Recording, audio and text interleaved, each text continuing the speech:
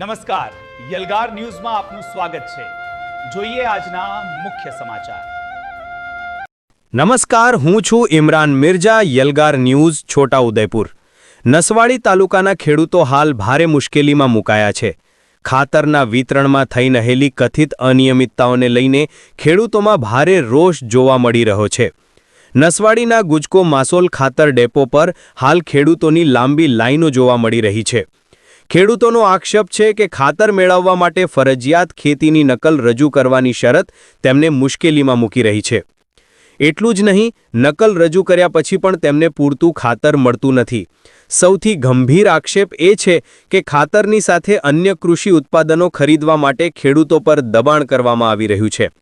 ખેડૂતોના જણાવ્યા અનુસાર તેમને 600 રૂપિયા અને 150 રૂપિયાની કિંમતના વધારાના ઉત્પાદનો લેવાની ફરજ પાડવામાં આવી રહી છે, જે તેમના પર વધારાનો આર્થિક બોજ નાખી રહ્યો છે। ચોમાસું નજીક છે, ખેડૂતો વાવણીની તૈયારીઓ કરી રહ્યા છે, ત્યારે ખાતરની આ ખેંચતાણ તેમને ચિંતામાં મૂકે તે સ્વાભાવિક છે। ખેડૂતોએ તંત્ર પાસે માંગ કરી છે કે આ વિતરણ પ્રક્રિયા પારદર્શક બને અને તેમના પર લાદવામાં આવેલા વધારાના બોજને દૂર કરવામાં આવે।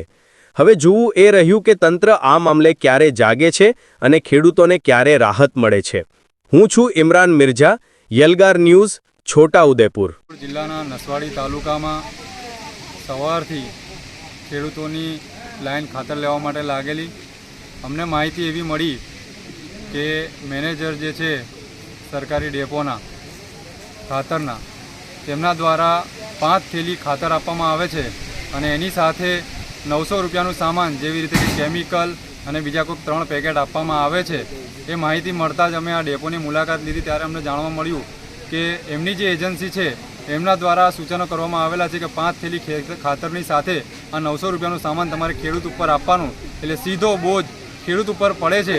એ માહિતી મળતા અમે આજે અહીંયા ડેપો મેનેજરને રજૂઆત કરી, ત્યારે અમને જાણવા મળ્યું કે સરકારનો આવો કોઈ પરિપત્ર નથી, સરકાર દ્વારા આવું કોઈ જાહેર કરવામાં આવેલું નથી કે 5 થેલી ખાતરની સાથે આ સામાન જોડે આપવાનું, પરંતુ આ ફક્ત ને ફક્ત કંપનીઓ દ્વારા આવી રીતે ખેડૂત ઉપર બોજ નાખતા અમે અહીંયા રજૂઆત કરતા અમારી રજૂઆત ધ્યાને લઈ અને આ મેનેજર દ્વારા અમને ખાતરી આપવામાં આવી છે કે ફક્ત ખેડૂતને 5 થેલી ખાતર આપવામાં આવશે, તેના સિવાય કોઈ વધારાની વસ્તુ આપવામાં આવશે નહીં। અને અમારી રજૂઆત બાદ જે લોકોએ આ 5 થેલી ખાતરની સાથે 900 રૂપિયાનું સામાન લીધેલું હતું એ આજે મેનેજરે પરત લીધું છે અને એમની જોડેથી જે 900 રૂપિયા લેવામાં આવેલા એ 900 રૂપિયા પરત આપવામાં આવેલા છે। એડવોકેટ નોફિલ મેમણ, છોટાઉદેપુર જિલ્લા યુથ કોંગ્રેસ પ્રમુખ।